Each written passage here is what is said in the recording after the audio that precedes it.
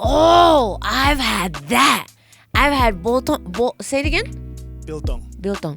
That shit slap. That shit is so good. Oh my God. I wanted more, but I was like, I'm not gonna kill this shit. It was so good. I can't wait to get more of that. Elite.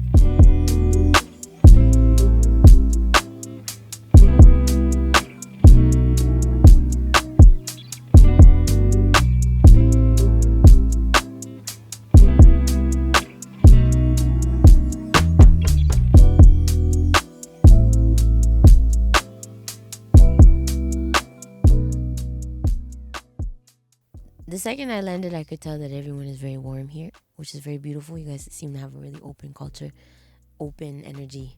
It's nice. Feels like just open arm embrace. However, I was still very nervous going on stage because I've never been here. So it's a little bit like flying blind into a spot.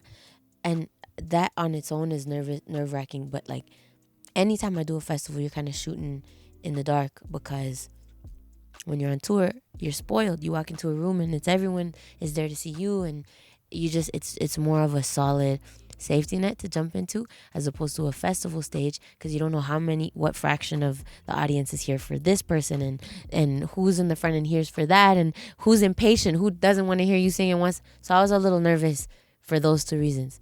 When I came out, the intro song happened. I was like, okay, I'm getting my energy ready. And then the first song on the set list, there's a part in the first chorus where everything cuts out, the band cuts out, and I hold my hand out to let people sing the line. When you have ears and you can't really hear that much, and my ears were still in because I was calibrating to like the stage and the sound, the soundscape, etc. So I could see some people's mouths moving, but I wasn't sure. And when that break came and I held the mic out and everyone sang the lyrics, there's a video of this. If you find it, it's somewhere online. But I literally went like this. And a lot of my squad was there, and they were all like, because they knew how nervous I was of like how this was going to go. And if people even listen to me like that out here, like I was flying blind. So it was really nice. Nice surprise.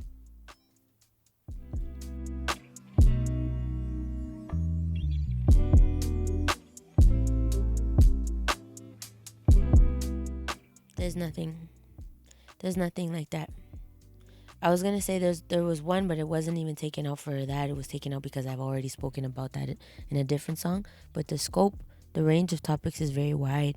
Self-love, self-betterment, struggle, power, life, heartbreak, religion, God, spirituality. It's very sprinkled about. And I don't think I've ever been one to shy away from my human experience. So it would be a disservice to myself to censor. It'd be a disservice to myself to censor. So no.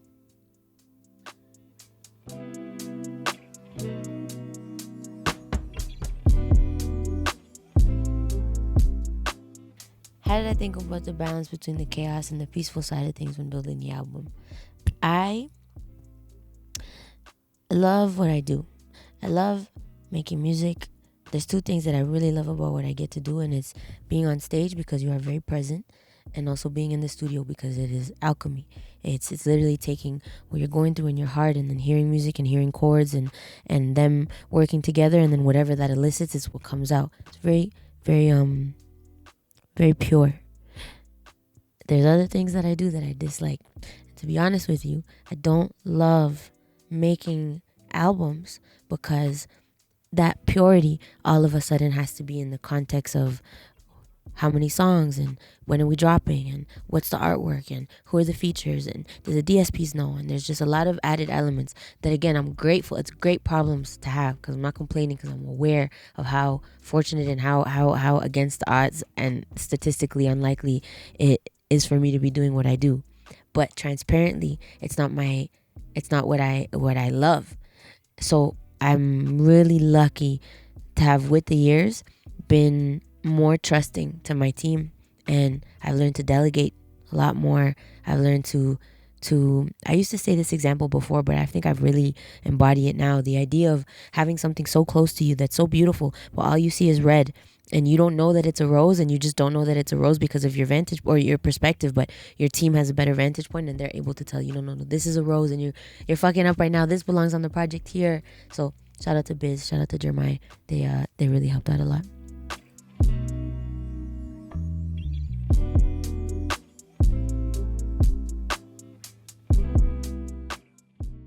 I don't think a lot of my healing comes from. I don't. You know what? I don't know.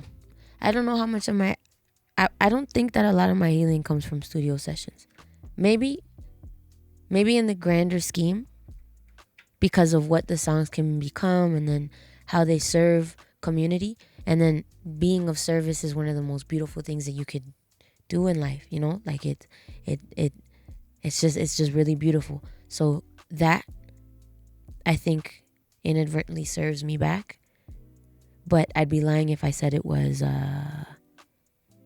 deliberately done, because it's not like I've made music for other people. It just so happens that the music found a home in others, and then they express that gratitude, and then it's a really beautiful cycle that wasn't even the intention to begin with.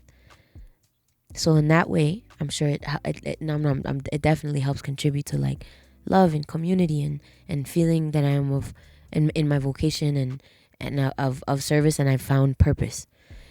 But my healing, I think, has predominantly come from me being deliberate in my self-betterment journey. So that comes from journaling, it comes from therapy, it comes from not drinking anymore, it comes from meditation, it comes from prayer, and it comes from establishing a culture around the people that I'm with, that they know that I am okay with constructive criticism, because I want to be better, and I need to make sure everyone knows my skin is thick enough to receive it.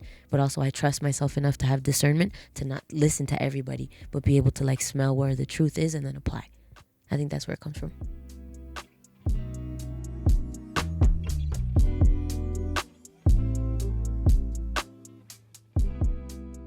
Ooh, I love that sentence. That's so beautiful. Cool. Sounds like two women flirting with freedom. Nice. What kind of age did you and Ari bring out of each other? I love her. Ari Lennox is so fun. That girl is she's sweet, man. I have a really good time with her, and shout out to Bongo for linking us. Shout out to Jeremiah for linking that too. She's great. It's so nice to be in the studio and feel like you're at a free concert. That's what it feels like whenever I'm in the studio with her and she's in the booth, and I get to hear that power, hear that tone, hear her precision. She's an incredible singer. So lots of flowers to Ari.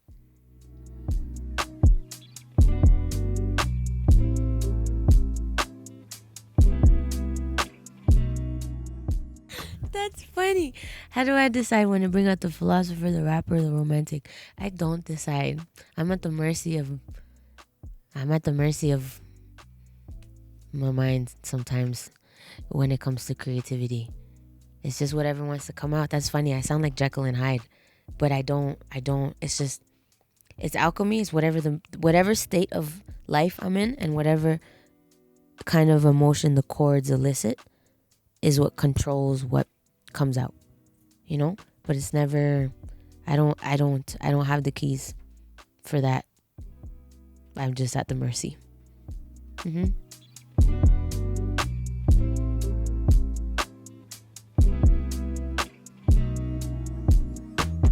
Team effort on some, and some felt, man, for some of them the name just like fell into the room. Like, I feel like Miguel on Jeans was one of the most natural progressions of collaboration that I've ever experienced, and it was so seamless. It was so easy. He's amazing. He's honestly like effortlessly talented, as a lot of the world knows. So for this entire project, the features came about very naturally and very, like, it just felt like liquid. And I've been known to move a few mountains because my ambition is very healthy, but that doesn't always serve you. And with years, I've learned to lean more into recognizing when synchronicity is knocking at my door.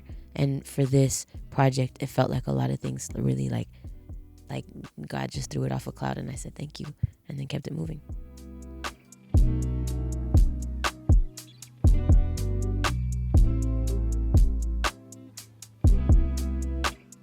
Honestly, the I don't know if y'all don't know him, but he's amazing. Is this producer called Guilty Beats.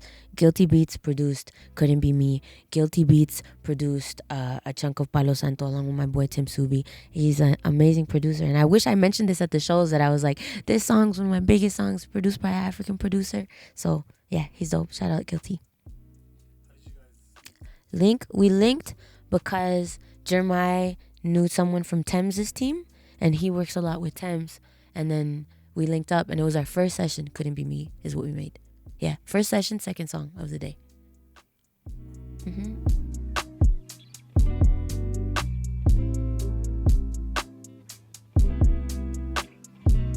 Yeah, who the hell says no? Imagine someone's in here and they're like, no, I wouldn't.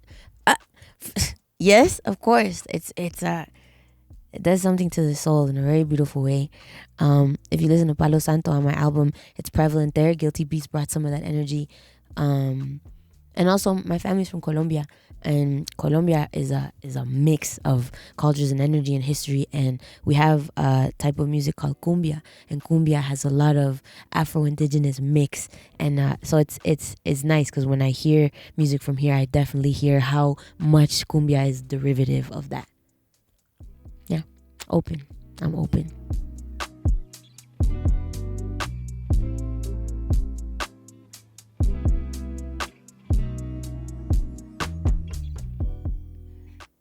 What?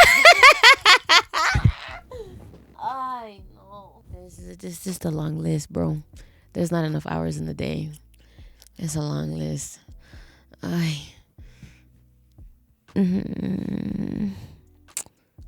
The most ridiculous, there's a lot of ridiculous things. But I've grown. But there's a lot of ridiculous shit. Emotions used to drive me. Peace drives me now. Intelligence and logic drive me more. I guess that's not a good analogy. I drive towards peace more than I drive towards letting emotions take over. All that is a very long answer for me to not tell you what the most ridiculous thing was. There's a lot. Fuck it. Travel. That's vague enough. Travel. Travel for motherfuckers I shouldn't have fucking traveled for. In many ways. That's too much. That's too much. Boundaries.